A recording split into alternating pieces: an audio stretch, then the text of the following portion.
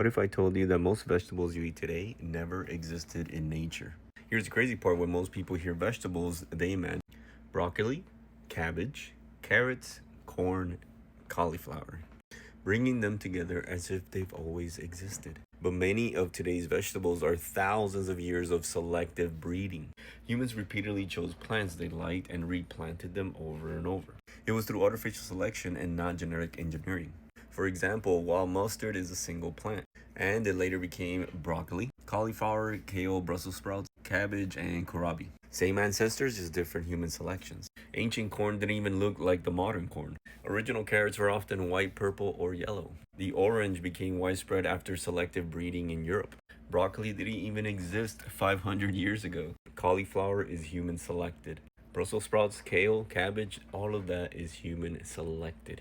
And they're literal expressions of one ancestral plant.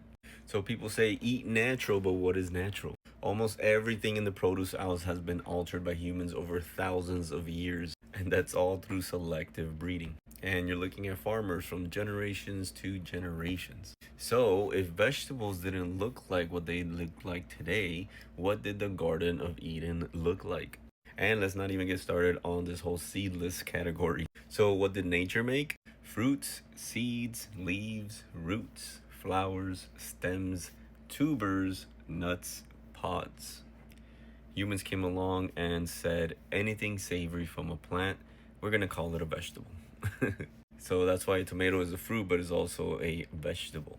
And what did humans find in nature? Mostly wild plants. And wild mustard is the ugly little coastal weed where they got broccoli, Brussels sprouts, and all this other stuff from. Cauliflower, Brussels sprouts, kale, all of that came from the same one plant.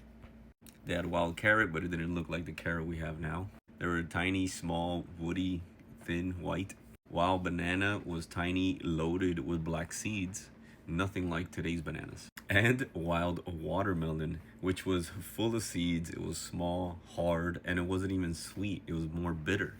Peaches were like the size of cherries. They were mostly just seed and barely any fruit.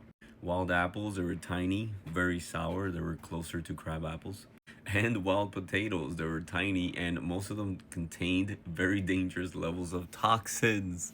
And almonds were actually poisonous because they were releasing high levels of cyanide. And early farmers selected naturally occurring trees which much lower levels, which gives way to the sweet almonds that we have today.